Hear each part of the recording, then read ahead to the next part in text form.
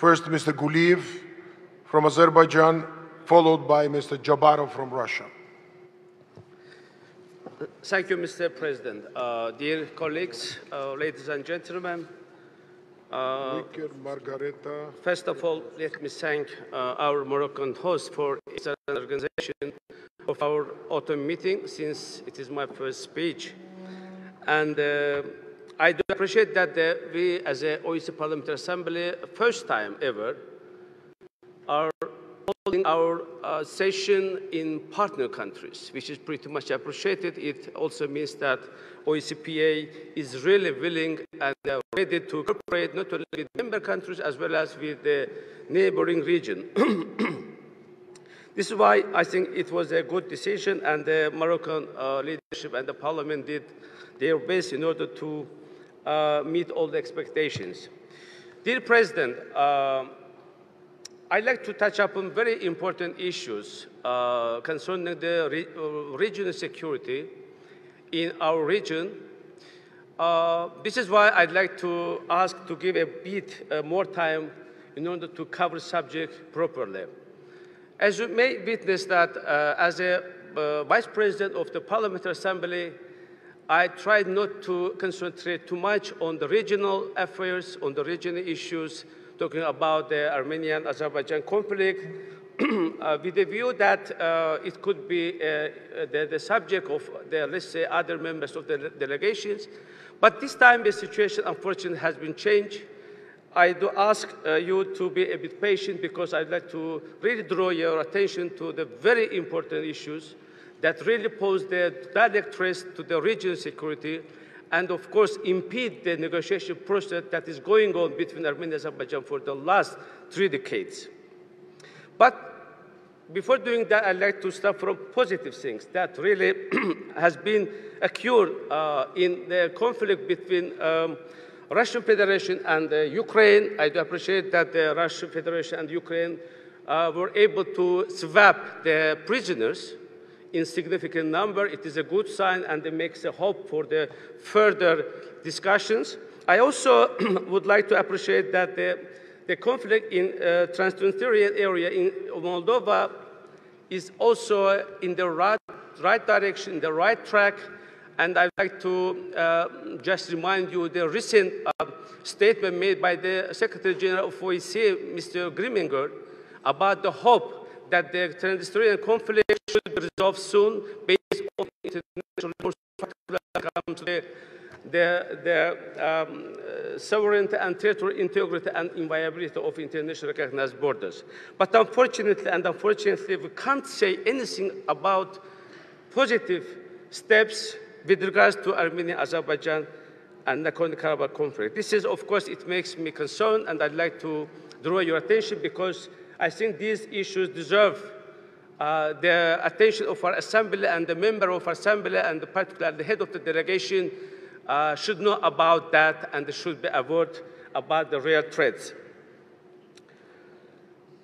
Several weeks ago, dear friends, Armenian Prime Minister Pashinyan, while illegally visiting the occupied territories of Azerbaijan, talked about the way of conflict resolution and stated that Nagorno-Karabakh is a part of Armenia.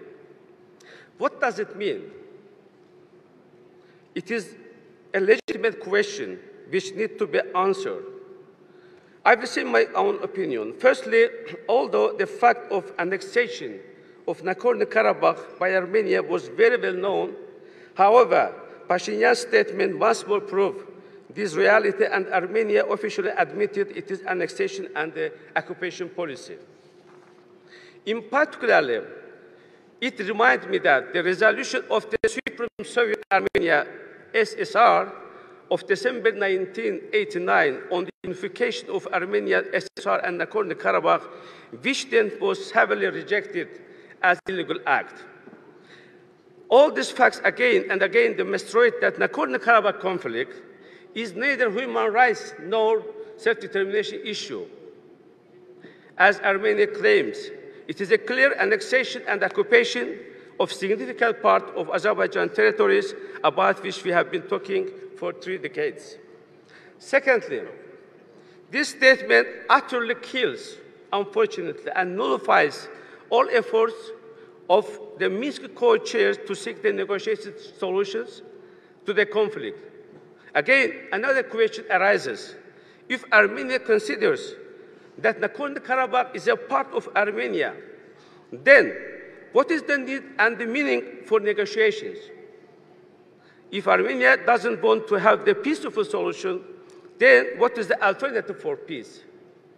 I think the answer is clear to everyone. Dear President, dear colleagues, I am coming to most worrying and unpleasant news. Just 2 days ago, Armenian military forces committed another provocation on the contact line of Azerbaijan-Armenian border in Kazakh region against the excavator laying road. As a result of shelling, the driver of excavator, civilian Safarlı Abishov, was killed. Dear colleagues, I am asking Armenian leadership to explain this brutal attack on innocent Azerbaijani civilians, and also urging the Bureau of the Committee for Human Rights and Democracy of our Assembly to immediately react and condemn this inhuman crime, which is strictly prohibited by all the international conventions.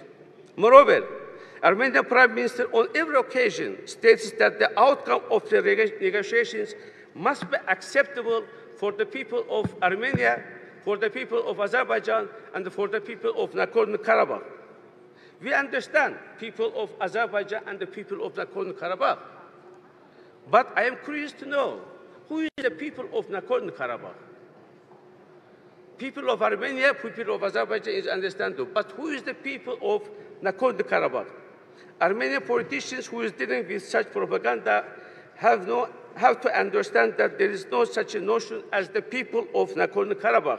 Yes, there is a population of Nagorno-Karabakh which consists of the Armenian and Azerbaijani communities. This is another issue that all Azerbaijanis of Nagorno-Karabakh have been expelled as a result of the ethnic cleansing policy of Armenia. But anyway, I would more than agree that the outcome of the solution must be acceptable for both communities of Nagorno-Karabakh, not only Armenians. If to follow their logic, I wouldn't be surprised when Armenian leadership would invent the new peoples on the world map where Armenia is largely settled. For example, people of Krasnodar in Russia, the people of Los Angeles in the United States, or people of Paris of France. Of course, it is not acceptable, and it is also ridiculous. I'm afraid that such behavior or action of Armenian leadership could have unpredictable consequences, and therefore I recommend Armenia to refrain from escalating already fragile situation in the region and stop undermining negotiation process. In conclusion, Mr. President, I would like to urge you to accelerate the process of appointment of the OSCE Parliamentary Assembly Special Representative on the South Caucasus with a view to adequately addressing the current stalemate and in the negotiations, and intensify the role of the Assembly for the settlement of Armenia-Azerbaijan conflict. On our part, we should also help OSCE Minsk Group co-chairs to get back Armenia to the negotiation table as soon as possible and start substantive talks to change the status quo, which is very dangerous. Furthermore, the OSCE PA and its third committee, which is in charge for protection of human rights in the OSCE area, must put on the spotlight for agenda of swapping of prisoners from both sides, as Russia and Ukraine did it recently. As you know, Azerbaijan put forward an initiative to exchange of prisoners based on all-for-all principle. I want to reiterate that the more than 5 years to Azerbaijani civilians, Dilgam Askarov and Azay Quliyev, are being held as hostages in the occupied territories of Azerbaijan, who just wanted to visit the grave of their parents. However, Armenia still refuses to return them back according to the international practices. Their family members several times met with me as Vice President of OSCE PA and asked to call our Assembly into immediate actions to help these civilians to be released from Armenian captivity. Thank you, Mr. President.